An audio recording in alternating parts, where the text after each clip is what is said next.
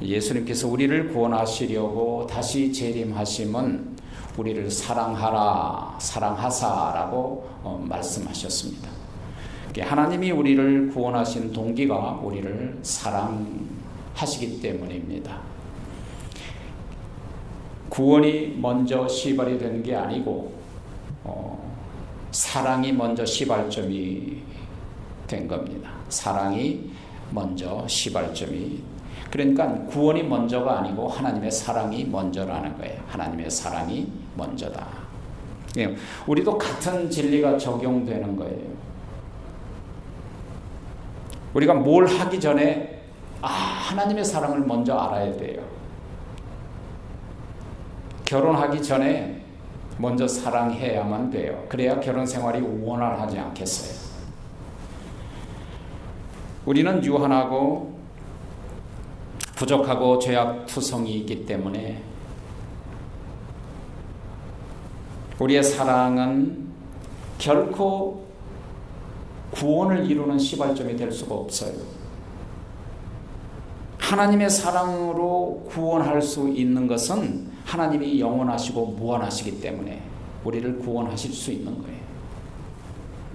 사랑의 본질은 나를 희생하여 상대방의 유익을 위한 거예요. 그게 사랑의 본질이에요. 하나님의 사랑의 본질은 어떤 자격이나 어떤 조건으로 우리를 사랑한 게 아니고 그저 희생적이고 능동적인 모습으로 우리를 사랑하시는 거니까요. 사랑은 사람의 사랑은 자격을 보고 조건을 보고 사랑해요. 그러니까 자격과 조건이 떠나가 버리면 사랑도 떠나가는 거예요. 이것이 인간의 사랑이잖아요. 그런데 하나님은 무조건적이에요. 우리의 자격이나 우리의 허물이나 우리의 죄나 우리의 부족함을 보지 않으세요. 그러니까 사랑의 원인자가 유한하면 사랑도 유한하고, 사랑의 원인자가 무한하시면 사랑도 무한하신 거예요. 그래서 하나님은 무한하신 하나님이시기 때문에 하나님의 사랑은 영원무궁한 거예요. 영원무궁하신 하나님이세요. 그래서 사랑은, 사람이라는 것은 이기적이기 때문에 사랑도 사실은 이기적이에요. 왜냐하면 나에게 유익이 떠나가면 사랑도 떠나가는 거예요. 이게 인간의 사랑이에요. 아무리 누구를 사랑한다 해도 결국은 나에게 유익이 되지 않고 해가 되면 그 사람을 더 이상 사랑할 수 없게 되는 거예요. 그래서 하나님의 사랑은 희생적이기 때문에 유익이 없어도 피 흘리시는 사랑이세요. 바로 그것이 십자가의 사랑이란 말이에요. 하나님은 영원하세요. 그러니까 하나님의 사랑도 영원하세요. 하나님은 영원하시기 때문에 우리를 구원하신 구원도 영원하세요. 그러니까 사람은 믿음의 대상이 결코 될 수가 없어요. 오직 신실하신 하나님만, 영원하신 하나님만 우리의 믿음의 대상이 될 수 있는 거예요. 그러니까 우리가 그분을 믿을 수 있는 거예요. 그러니까 하나님의 사랑은 영존하시고, 하나님은 영원하시고 영존하시니까 하나님의 사랑도 영존하시고, 하나님은 영원하시고 영존하시니까 하나님이 우리를 구원해 주신 구원도 영존하시는 거예요. 불변하시단 말이에요. 이 법칙이 항상 있다는 사실을 우리가 잊지 말아야 돼요. 자, 오늘 하나님께서 우리에게 주신 말씀 가운데 세 가지의 명제가 있습니다. 첫 번째 명제는 하나님이 우리를 사랑하시기 때문에 재림의 방법을 우리에게 가르쳐 주셨어요. 예수님이 어떻게 재림하시는가를 우리에게 가르쳐 줬단 말이에요. 오늘 본문 1절에 보니까, 7절에 보니까, 볼지어다 내가 그가 구름을 타고 오시리라. 각 사람의 눈이 그를 보겠고 그를 찌른다도 볼 것이요 땅에 있는 모든 족속이 그로 말미암아 애곡하리니 그러하도다. 아멘. 자, 예수님의 재림 방법에 대한 말씀, 이 말씀은 다니엘서 7장 17절에 대한 말씀이에요. 거기 보면 주님께서 구름을 타고 오시리라고 했어요. 예수님도 예수님 자신이 나중에 재림할 때 구름을 타고 오실 것을 확인해 주셨거든요. 특히 사도 바울도 데살로니가에 있는 성도들에게 예수님이 구름을 타고 오실 것이다, 이게 이제 예수님이 오시는 방법이란 말이에요.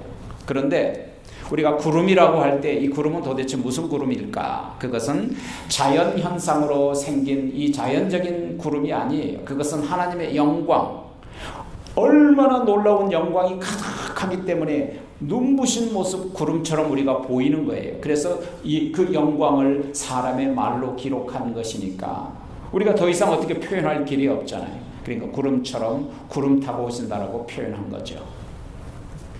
이스라엘 백성들이 홍해를 건넌 다음에 석 달 열흘 만에 100일 만에 시내산에 도착했어요.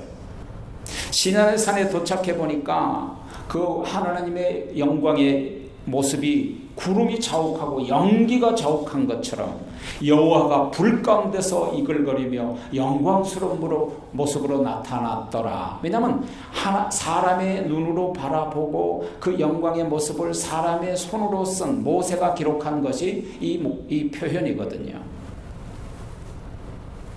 예수님이 바로 이런 영광스러운 모습으로 이 땅에 재림하실 겁니다. 그러니까 마가복음 14장 62절에 보면 예수께서 이르시되 인자가 하나님의 영광의 권능 우편에 앉은 것을 너희가 볼 것이며 또한 내가 이 땅에 다시 올 때 구름을 타고 오리라 그렇게 말씀하셨어요. 그런데요, 마태복음 14장 62절에서는 구름을 타고 오실 것이다 라고만 얘기한 게 아니고 구름을 타고 오실 때 이 세상에서 예수님을 영접할 때 맞이하는 사람들의 반응까지도 기록해 주셨어요. 뭐라고 기록했느냐면 이 반응은 두 가지 부류로 나타나요.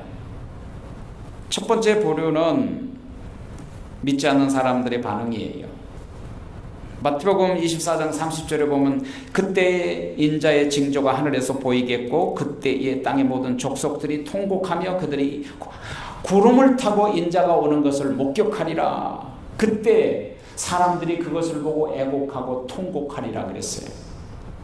여러분, 땅에 있는 모든 족속들이 애곡하리라. 그러면 땅에 있는 모든 족속들이 예수님의 오신 모습을 보고 통곡할 터인데 그들이 누구예요? 성경에 보면 그를 찌른 자도 보리라 그랬어요. 그를 찌른 자. 그를 찌른 자도 보리라. 이것은 뭐냐면 회개하지 못한 아주 비참한 사람들의 모습이 연상되는 거죠. 회개하지 않는 불신자들 다 포함되는 거예요. 그러니까 왜 그들이 예수님의 재림하는 모습을 보고 가슴을 치고 통곡하느냐면 이제 이 일을 어떻게 하면 좋아. 이제 정말 나는 지옥에 갈지도 모르겠어. 때는 이미 늦어버렸네. 내가 믿었어야 했는데 준비했어야 했는데 하면서 그 모습을 보고 두려움에 떨면서 통곡하고 땅을 치며 운다는 거예요. 또 한 부류는 예수님이 오는 모습을 보고 두 손을 들고 영접하고 기다리고 환호하고 예수님을 맞이하는 사람들이에요. 그것은 누구냐면 우리 믿는 사람들이에요. 거기 보면 예수님이 이 땅에 재림하신 방법을 어떻게 가르쳐 주셨느냐면 오늘 본문 7절에 보니까 각인의 눈이 그를 보겠고 그를 찌른 자도 볼 것이다 그랬잖아요. 여기 각인이라는 건 모든 우리 이 지상에 있는 75억의 인구의 사람들이 모든 사람들이 전부 보게 오신다는 거예요. 여러분 꼭 그걸 잊지 마세요. 내가 안 봤어. 근데 누가 예수님 오셨대. 그거 거짓말이에요. 믿는 자든 믿지 않는 자든 전부 한꺼번에 보게 오신다는 거예요. 이게 바로 재림의 공개성이에요. 누구든지 공개적으로 보도록 주님이 오신다라는 거예요. 그러므로 예수님의 재림 때는 그리스도인들뿐만 아니라 믿지 않는 모든 사람들까지도 지옥에 있는 영혼까지도 전부 예수님의 재림한 것을 보게 될 것입니다. 근데 여기서 보면 그를 찌른 자도 볼 것이요 그랬잖아요. 여러분이 영상을 지금 보고 계시지만 예수님을 찌른 자들은 1차적으로 예수님께서 십자가에 달리셨을 때 긴 창으로 예수님의 옆구리를 찔러서 물과 피를 다 쏟게 했던 로마 병사를 지칭하는 거죠. 근데 예수님이 십자가에 매달아 죽인 사람들이 전부 찌른 자들이잖아요. 가시관 씌운 사람들, 손바닥 치는 사람들. 근데 그들이 다 죽었는데 어떻게 주님이 오신 걸 볼 수 있단 말이에요. 이미 다 죽었는데. 그건 무슨 뜻이냐면 예수님께서 재림하실 때 지옥에 있는 그들도 두려움으로 예수님의 그 재림하신 모습을 목격하게 된다는 거예요. 왜냐하면 공평하신 주님께서는 지옥에 있는 영들도 그것을 목도하게 하여 그들이 받은 준엄한 심판이 확정해 주시는 거예요. 두 번째로 그들을 찌르는 자들은 누구냐면 역사적으로 예수 그리스도를 핍박한 모든 사람들, 예수님을 핍박하고 교회를 잔해하고 믿는 성도들을 욕하고 그리고 믿는 사람들을 믿지 못하도록 방해하는 모든 사람들이 전부 예수님을 찌른 자들이에요. 예수님은 이러한 자들에게 자기의 재림을 전부 공개적으로 나타내 보이실 거예요.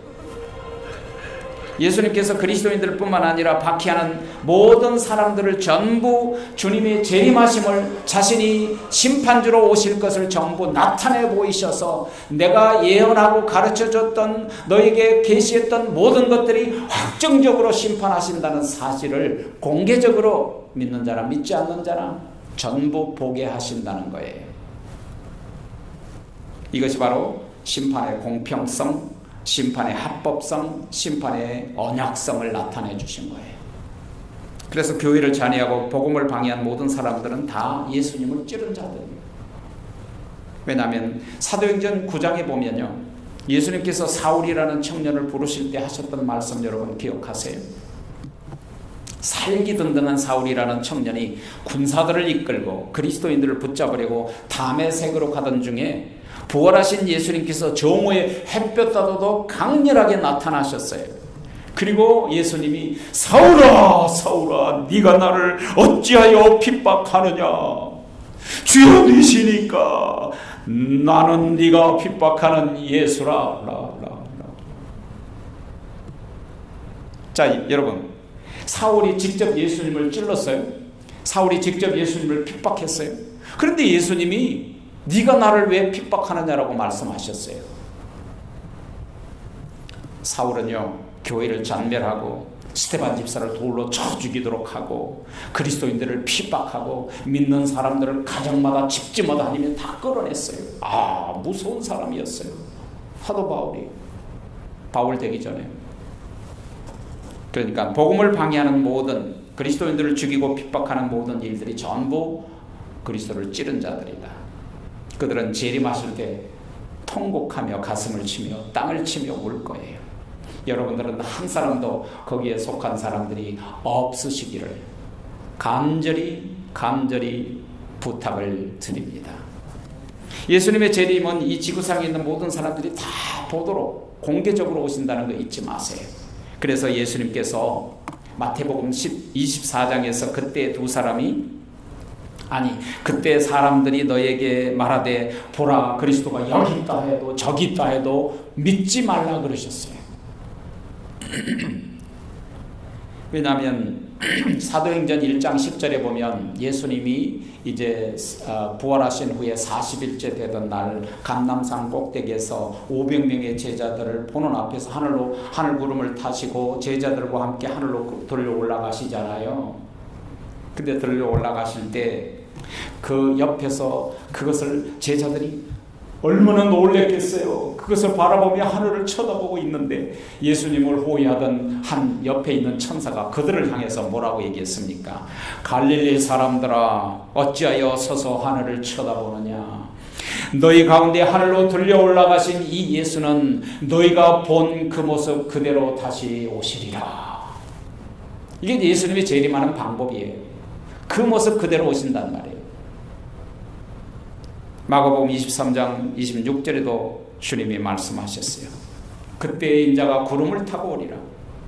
큰 권능과 영광으로 오는 것을 사람들이 보리라고 말씀하셨어요. 데살로니가전서 4장 16절에도 주님께서 호령과 천사장의 소리와 하나님의 나팔 소리로 친히 하늘로부터 강림할 것이다. 이제 이것이 바로 예수님의 오시는 방법, 그것을 우리에게 말씀해 주신 거예요. 두 번째 명제는 우리를 사랑하시기 때문에 예수님이 정확한 재림의 시기에 대해서는 함구하신 거예요. 그리스도인들의 큰 관심거리 중에 하나는 뭐냐면 주님이 언제 오시느냐에 굉장히 관심이 있어요. 데살로니가전서 5장 1절 이하에 보면 형제들아 때와 시기에 관하여는 너에게 쓸 것이 없으면 주의 날이 밤에 도적같이 이룰 줄을 너희 자신이 자세히 알고 있음이라. 자, 주님의 때와 시기에 대해서는 알 바 아니라는 거예요. 너에게 알려줄 필요가 없다는 거예요.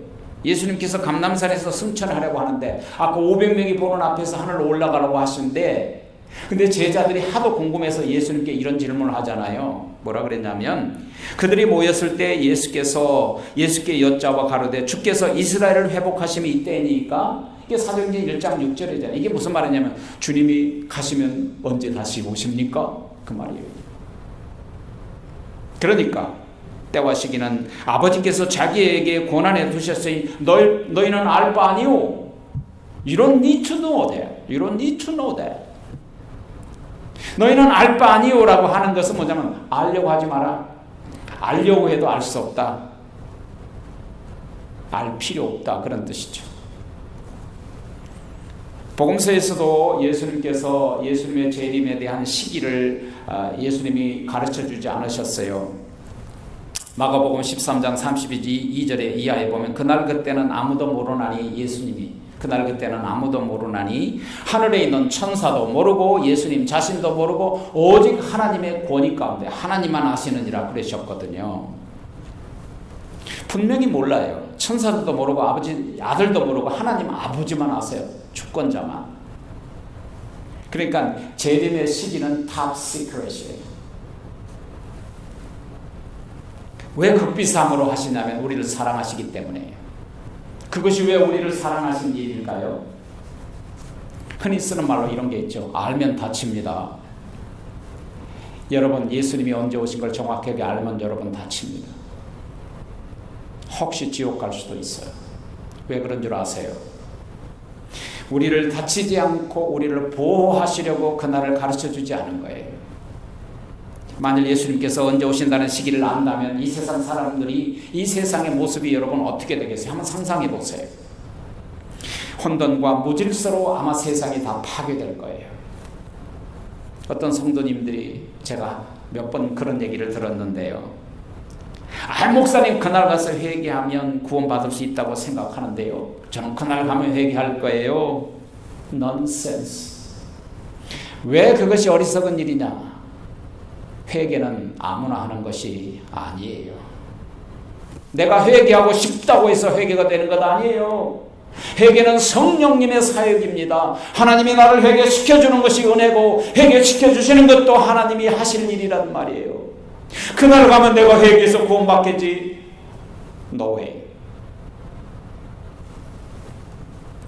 그날 되면요, 만일에 사람들이 그날 알게 되면 일도 안 하죠. 누가 직장 다니겠어요? 직장도 안 다니죠. 비즈니스 누가 하겠어요? 문 다 닫죠. 그리고 나서 너도 나도 그날 딱 오는 날만 기다릴 거예요. 그렇게 되면 이 세상은 완전히 파괴돼요. 그러면 그날을 가르쳐주지 않았는데 그러면 우리가 어떻게 준비하고 대비해야 할까요? 너무나도 심플 메시지, 간단해요.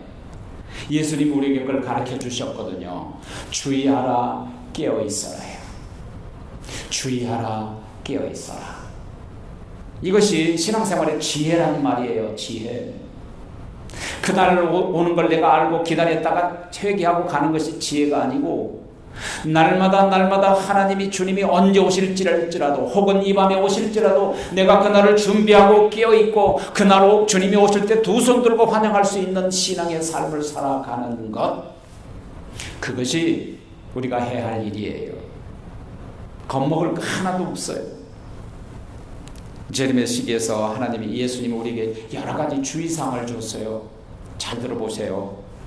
마가복음 13장 22절에 보면 거짓 선지자들, 거짓 재림주들이 많이 나타나서 능력과 기사와 표적을 행함으로 어떻게 하든지 믿지 않는 사람, 믿는 자들을 미혹하게 하리라 그랬어요. 그럴 때 뭐라 그랬어요? 거짓 재림주, 거짓 그리스도, 거짓 선지자들에게 미혹당하지 말아라. 그건 다 거짓말이라는 거예요.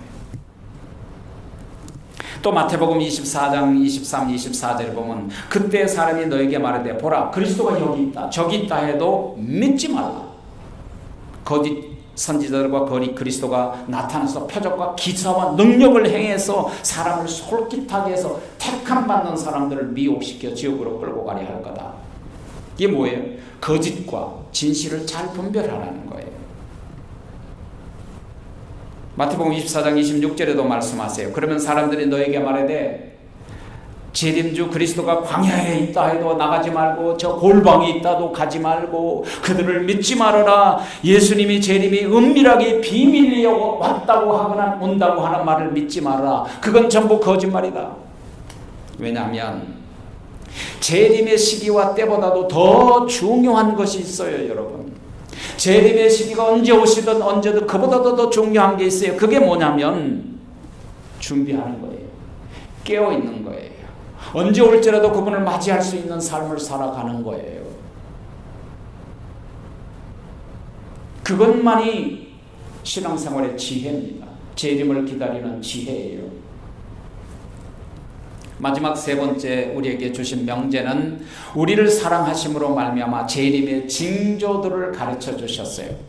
시기는 입을 다무셨어요. 그러나 그 징조들을 보고 깨닫도록 지혜를 주셨단 말이에요. 예수님께서 재림의 징조에 대해서 몇 가지 가르쳐 주는데 첫 번째는요. 복음이 땅 끝까지 전 세계적으로 복음이 전부 전파되면 그때 오시겠다는 거예요. 이게 첫 번째. 왜냐하면 하나님의 공평하심 때문에 그런 거예요. 믿는 사람들만 구원해버리고 믿지 않는 사람 내버려두는 그런 하나님이 아니에요. 믿든지 믿지 않든지 주님이 오신 날에 모든 사람들이 다 알게 하실 텐데 바로 그렇게 모든 사람들에게 기회를 주시려고 다 복음을 전하게 하시려고 여러분 전도할 때 그 사람이 나한테 어떤 반응을 보인 거에 대해서는 관심 갖지 마세요. 뭐라고 대들더라도 그건 내가 할 일이 아니에요. 그걸로 끝나면 돼요. 왜? 그가 받아들이면 구원 받을 것이요. 받지 않으면 그 기회를 그가 스스로 버리는 거예요. 그건 하나님이 하실 일이세요. 여러분, 그래서 구원받은 성도들에게 전도의 사명을 주신 거예요. 그래서 모든 교회들에게 선교하라고 땅끝까지 이르러 복음을 전파하라고 선교사들을 파송하고 도우라고 우리에게 명령하신 거예요. 그분들은 전부 다 주의 재림을 예비하는 사람들이에요. 마태복음 24장 13절에 이 천국 복음이 모든 민족에게 증거되리니 온 세상에 복음이 전파되면 내가 오리라. 주님이 하신 말씀이세요. 다 기회를 주신다는 거예요. 근데 그 기회를 받아들이면 구원이고 그 기회를 받아들이지 않으면 그건 자기 책임이에요. 여러분들에게도 똑같은 진리가 적용되는 거예요. 로마서 11장 25절 이하에서도 분명히 말씀하세요. 이 신비는 이방인의 수가 충만히 차게 될 때 모든 땅끝까지 이르러서 복음이 충만하게 차게 될 때 이스라엘이 어리석게 되겠으나 그리하면 이스라엘이 구원을 받으리라 회복되리라 그랬거든요. 그러니까 무슨 말이냐면 먼저 전 세계 땅끝까지 이방인들에게 복음이 전파되고 그리고 그러는 사이에 이스라엘 백성들은 믿지 않고 어리석게 되겠으나 복음이 전 세상에 전파되면 그때서야 비로소 이스라엘이 회복되고 이스라엘이 예수 그리스도를 구원자로 받아들이고 그들이 복음을 전파하기 시작할 때 그때 주님이 오시겠다는 거예요. 징조들을 우리에게 보여주신 거예요. 이 누가복음 21장 24절에서도 예수님이 말씀하셨잖아요. 예루살렘은 이방인의 때가 차기까지 이방인들에게 짓밟힐 것이다. 그러나 이방인의 수가 다 예수를 받아들이면 결국 마지막에 이스라엘도 구원받으리라고 말씀하신 거예요. 데살로니가전서 5장 3절에도 이렇게 말씀하세요. 예수님이 오시는 징조 가운데 하나가 평안하다 아니라다 할 때에 임신한 여자가 해산의 고통에 이름과 같이 멸망이 갑자기 그들에게 들이닥치리니 아무도 결코 피하지 못하리라 그랬어요. 그러니까 너도 나도 평안하다. 아마도 가정한다면 세계가 전부 한 나라가 되어서 한 대통령이 나타나서 전 세계를 통치하면서 일하지 않아도 여러분들에게 3,000불, 5,000불, 10,000불씩 다 나눠주면서 편안하게 살도록 해줄 수도 있어요. 그게 뭐예요? 가짜 평안이에요. 돈이 있다고 평안한 게 아니에요. 인간이라는 건. 먹고 살 게 걱정이 없다고 해서 평안한 게 아니거든요. 내 영혼이 먼저 평안하고 내 영혼이 잘된 같이 범사가 잘되고 내 육체가 강건하리라. 내 영혼이 평안이 내 육신의 평안을 가져올 수 있는 거예요. 사랑하신 여러분, 그 가짜 평안이 잠을 자는 거예요. 세상이.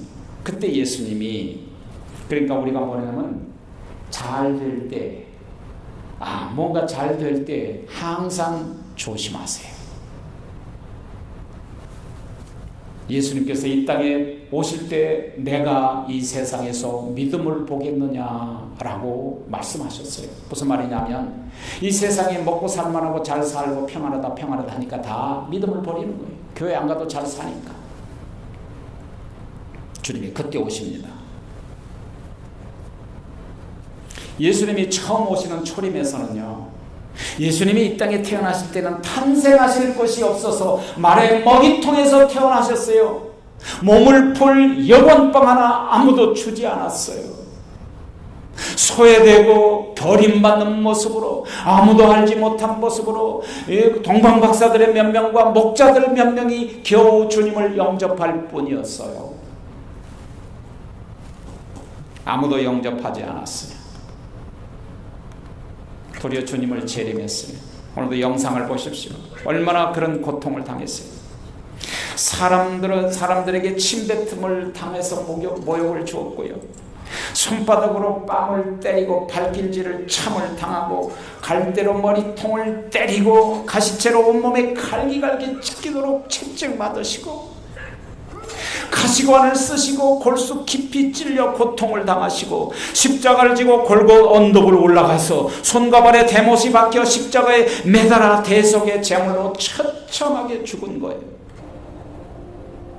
로마 병사의 긴 창, 예수님의 옆구리에 깊이 찔려서 피와 물을 다 쏟기까지. 왜 그랬습니까? 왜 주님이 그렇게 하셔야만 했습니까? 이 모든 순환과 수치와 부끄러움과 이 죽음은, 이 고통은 사실은 내가 받아야 할 것, 내가 받아야 할 것을 주님이 대신 대속의 제물이 되주심으로 우리를 구원하시려고 이 하나님의 사랑이 나를 위하여 희생의 사랑으로 자기 몸을 내어주셨단 말입니다.